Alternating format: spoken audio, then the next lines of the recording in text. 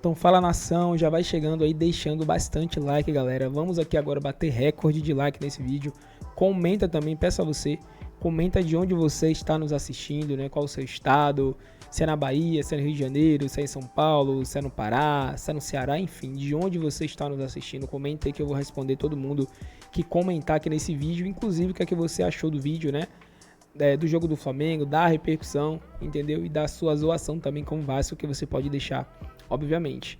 Deixamos os créditos aqui na descrição para o jogo aberto.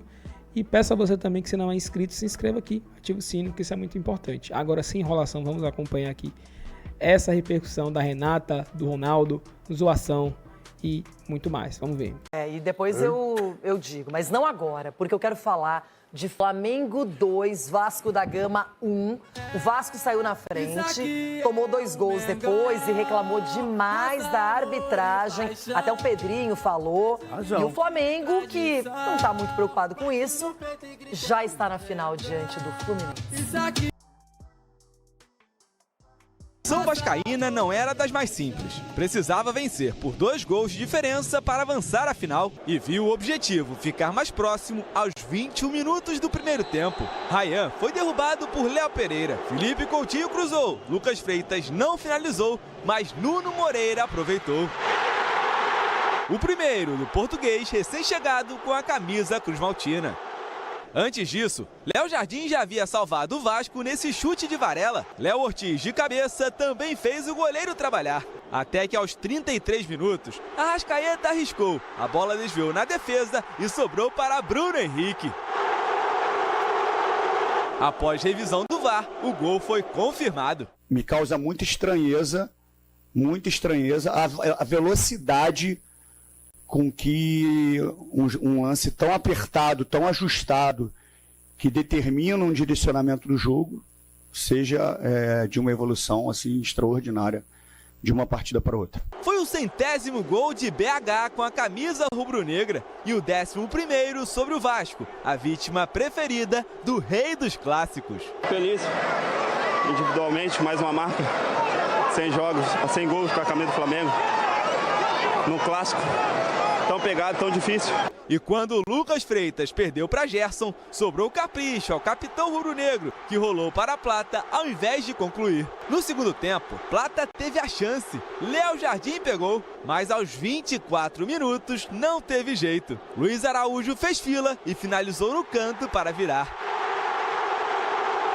2-1 Flamengo, a terceira vitória no ano sobre o rival, em 3 jogos. Foi um excelente jogo, fiquei muito feliz pela forma que os jogadores se comportaram e a intensidade muito alta, muito alta. Estão numa rotação realmente altíssima e aqui eu espero que eles continuem e se mantenham, né? Não, está muito longe do que eu espero, do que eu acredito desse grupo.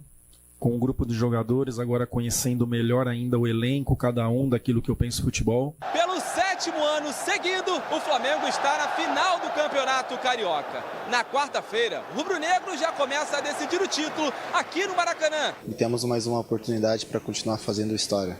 É um grupo que colocou já na mentalidade que gosta de chegar em finais, que gosta de levantar taças, e esse é o nosso objetivo. O Flamengo vem praticando um futebol muito bonito, muito consistente. Ganhou a Supercopa do Brasil, faz uma campanha com os titulares excelente no Carioca, mas tem essa rivalidade. A única vez que o Felipe Luiz, como treinador, perdeu foi para o Fluminense, do Mano Menezes, e agora eles se enfrentam na final. E esse gol polêmico, hein? Para você, o Bruno Henrique estava impedido, sim ou não? Então, eu estava assistindo o jogo, eu reparei ali, eu falei, ele está à frente um pouquinho, eu falei, está impedido. Aí quando passou ali, eu falei, ele está impedido. Aí veio o VAR e falou que não.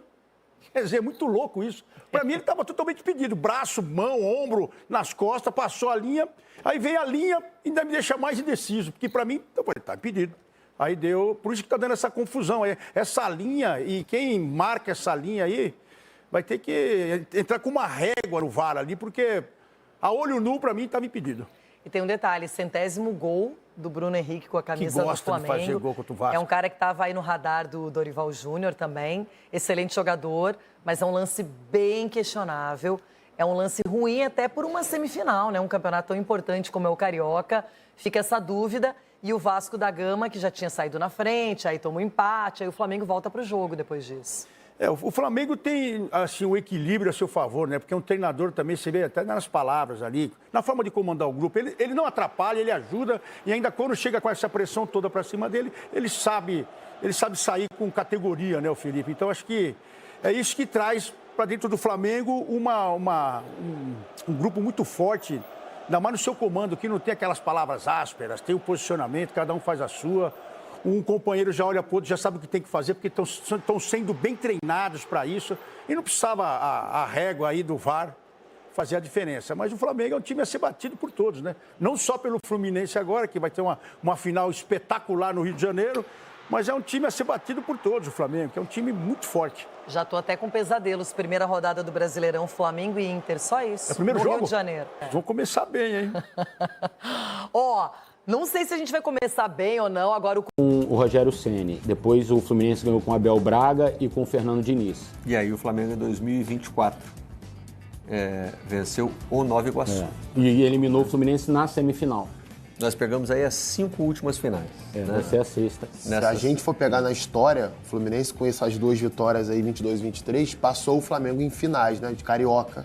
Entre os dois, o Fluminense venceu 7 Fla-Flus em finais de Carioca contra 6 do Flamengo. O Flamengo chegou a igualar isso, depois o Fluminense acabou passando à frente novamente. E o Mano Menezes foi até agora o único treinador a vencer o Felipe Luiz, né? Que está no cargo desde o fim da temporada passada e comandando o time, né? O Flamengo perdeu jogos no Campeonato Carioca, mas aí é aquele... E curiosamente, tanto o Flamengo quanto o Fluminense chegaram a essas finais todas com técnicos diferentes. Aquela primeira foi o Jorge Jesus e o Odair. Depois foi o Rogério Ceni e Roger. Isso. Aí depois foi Abel e Paulo Souza. Aí depois foi Fernando Diniz e Vitor Pereira. Aí agora é Felipe Luiz e Mano, né? Cara, impressionante, né, cara? Os dois times como rodaram nesses últimos anos. Né? E é interessante se a gente olhar esses jogos recentes do Mano e do Felipe Luiz. O Mano talvez tenha sido o treinador que encarou o Felipe Luiz, que melhor tenha lidado com aquilo que o Flamengo faz de melhor para mim, que é marcar a saída de bola. O Fluminense apostou sem nenhuma vergonha em bola longa nas costas da defesa do Flamengo. Foi assim no jogo do Campeonato Brasileiro. No segundo tempo, principalmente no jogo do Campeonato Brasileiro, né?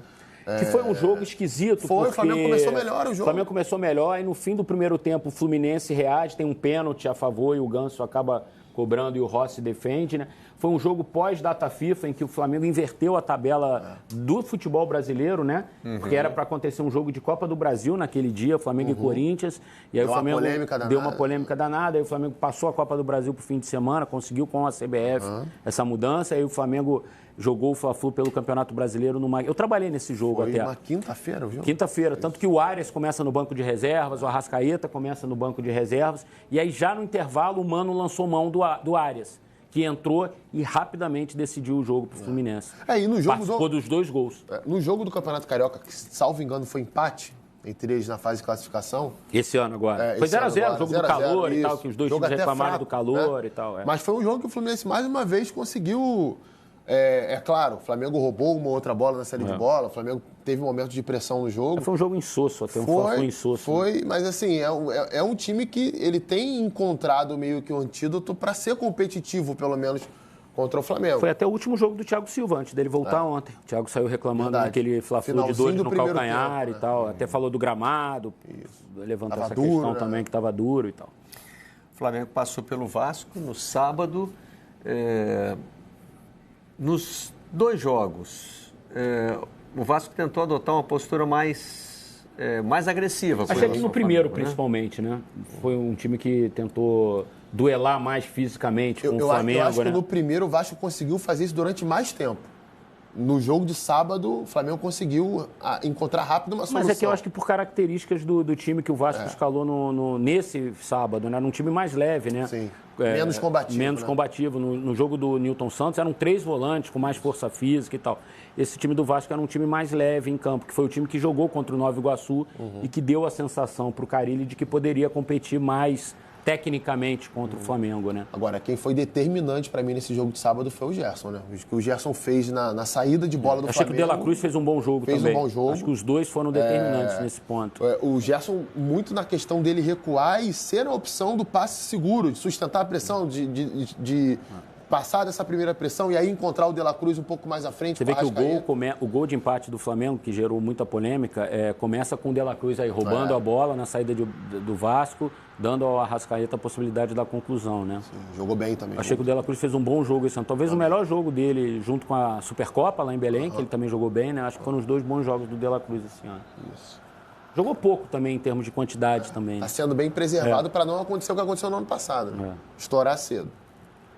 Agora, falar do Gerson é brincadeira, né, cara? Assim, o Gerson veio numa batida espetacular. Ontem, até na transmissão do Fluminense Volta Redonda, o Dandan falou que estava na dúvida em quem ele vai votar como o melhor jogador do Campeonato Carioca, entre Arias e Bruno Henrique, para o Dandan. Eu discordei dele, eu ficaria entre Gerson e Arias, por exemplo. Porque eu acho que o Gerson realmente é o grande termômetro desse time do Flamengo, né? O Gerson é o jogador da temporada do futebol brasileiro. Diferentemente do Arrascaeta, que não está conseguindo fazer uma boa temporada ainda. Os dois jogos dele, principalmente nessas semifinais, foram bem abaixo. O jogo do Nilton Santos e o jogo do Maracanã foram jogos bem abaixo do uruguaio. Talvez a gente fale pouco sobre isso, né, Eric? Porque o time está bem, né? Exato. O time talvez não esteja acaba o coletivo compensando mas, de fato, a pouca produtividade do Arrascaeta. Não está nem próximo do nível que ele pode jogar. Nem próximo. E um jogador que foi preservado também pelo Felipe Luiz. Sim, tem sido, né? Tem sido bastante preservado. Nesse projeto aí de não estourar ninguém no começo da temporada. Agora, o Flamengo tem uma dúvida importantíssima para o jogo de quarta-feira, que é o Bruno Henrique, né? O Bruno Henrique saiu com a mão na coxa, mais uma lesão muscular do Flamengo nesse início de temporada.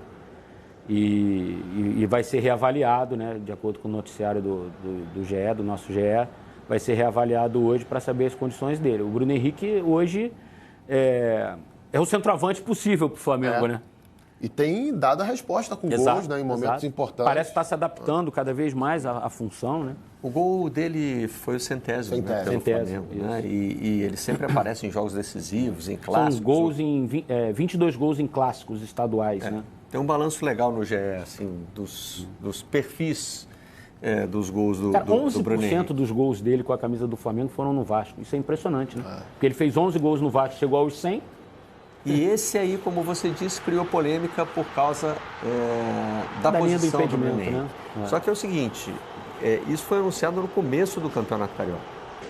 Então, eu acho que a polêmica não está nisso, Barreto. De verdade, eu acho que o Pedrinho não reclamou da linha grossa, porque ele assinou o documento. O Pedrinho não é... A gente conhece o Pedrinho não é um sujeito inteligente. Ele não vai reclamar da linha grossa. Ele reclamou da execução do VAR, de como foi traçada essa linha mais grossa. E com a rapidez que ela foi feita. Eu não estou dizendo que ele está certo, tá, gente? Estou dizendo que essa foi a reclamação do Pedrinho. Porque muita gente começou a falar assim, mas o Pedrinho assinou o regulamento. Mas ele não reclamou da linha grossa. Basta ver o pronunciamento que ele fez após o jogo. Temos. Vamos então fazer o seguinte, começar com o Pedrinho, né, com a reclamação dele. E na sequência tem o áudio do VAR, né, para a gente entender como é que essa linha foi traçada. Eu só quero pontuar a questão da linha do VAR, e não estou entrando no mérito do jogo, mais uma vez, só repetindo e deixando claro, mas em 10 segundos uma avaliação de um lance tão ajustado demonstra então uma evolução do VAR num nível absurdo de um jogo para o outro.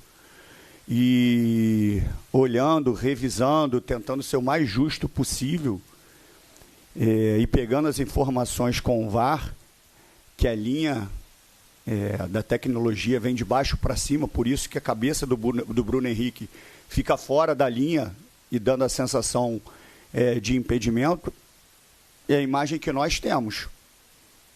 A imagem que nós temos, que o corte primeiro tinha muito mais corte para fazer, para esticar. E a outra é que a cabeça do Bruno Henrique passa por fora da linha. Então, um lance polêmico, que poderia mudar a trajetória do jogo, e numa avaliação, na minha concepção, extraordinária do VAR. Então nós tivemos uma evolução do VAR de um jogo para o outro de uma forma excepcional. Possível impedimento. Volta, impedimento, volta tá? no chute. Decisão de campo é gol, tá? Vai, pra frente. Vai ser ajustado! Quando ele chama. Vai ser ajustado! Eu acho que vai sobrepor linhas, tá? Checando o gol, tá? Me dá um ponto de contato. Mais. É o lateral, menos, tá? Menos. Vai mais. Secar. Mais. A decisão Esse é de o ponto, campo ok? é gol, né, Bola varrida? Wagner? É gol, Ok, né? a bola varrida? É gol, Vai. Vai secar. Eu acho que é o jogador do meio aqui do Vasco. Não, esse é lá em cima, né? Não, vai. Faz o ensaio. Vai secar. Me dá um ponto de contato de novo, rápido. A decisão de campo é gol. Menos. A linha de 12, tá, Paulo? A linha de 12. Vai. Jogador do decisão de campo é Vasco. gol. Beleza, defensor primeiro. Vamos, Diogo. Tô com você, tô olhando. Vai secar. Tem o lá de cima também, tá? Quer ver outro? É, lá em cima. Não, acho que é o glúteo desse jogador. Então faz o teste. Vai, glúteo, Tá marca. checando. Isso, glúteo. Tá checando. Agora, ombro do jogador do Flamengo, vai dar linha sobreposta, ok? Faz a linha. Linha sobreposta. Aí tem que ser aqui. O gol está checado e confirmado. O gol está checado e confirmado. Bom, conseguimos identificar se foi feito de baixo para cima ou de cima para baixo? Eu acho assim, o Barreto, a gente adotou a tecnologia no futebol. Isso é um ponto pacífico e não vai mudar mais e eu sou a favor dessa tecnologia no futebol, até para lances assim. Só que eu acho que a comunicação, ela não pode deixar dúvida alguma quando ela vai para o público. E acho que o Pedrinho está muito certo quando ele fala. A imagem que foi mostrada na transmissão, a gente estava assistindo ao jogo aqui na redação, porque a gente ia fazer o troca de passes depois. E a gente ficou se olhando e falando assim, e aí? O que você acha? Tem certeza? Sim. E eu acho que essa... Nem para um lado, nem para o outro, Nem para um lado, nem para o outro. Porque eu acho que quando a gente tem essa coisa da tecnologia, ela não pode dar margem para dúvida. E a imagem que a gente tem é de dúvida. É de dúvida. Eu não consigo ter certeza que o Bruno Henrique estava em condições ou não para fazer o gol. Ainda tem um detalhe do regulamento para aplicar isso, né? Se não houvesse certeza, prevaleceria a decisão do campo. E a gente não ouviu foi agora, isso, decisão né? de campo é gol. Nesse caso, o VAR sacramentou que o Bruno Henrique estava em condições de fazer o gol, linhas sobrepostas. O que eu fico na dúvida é se o VAR pode dizer que não tem certeza num lance de impedimento. Não, acho que não. Acho que não. Impedimento, o VAR tem matéria objetiva, como a gente tá, diferentemente daquele lance do Peteleco, em que o árbitro pode avaliar, né? Tanto que o árbitro não vai ao VAR. Ele acredita no que está sendo passado para ele. Pode confirmar o gol, porque as linhas estavam sobrepostas, o que significa a mesma linha. Agora, enquanto a tecnologia for essa, esse tipo de lance vai continuar acontecendo. Independentemente do tamanho da linha. Porque no Campeonato Brasileiro a gente usa essa medição de 6 centímetros. No Campeonato Carioca essa linha tem 12 centímetros. Né? O Léo Ortiz, zagueiro do Flamengo, deu entrevista dizendo que não gostou dessa mudança. Da linha mais grossa? Da linha mais grossa. Ele é zagueiro, favorece o atacante. Mas ele até na entrevista disse não, porque favorece o atacante. O objetivo. Por mais que... Galera, esse foi o vídeo aí. Agora eu peço para você que, por favor, deixa o seu comentário, se inscreve no canal, ativa o sino. Fala o que é que vocês acharam aí, né, desse corte, dessa repercussão aí da mídia, né? A mídia paulista falando muito sobre esse jogo.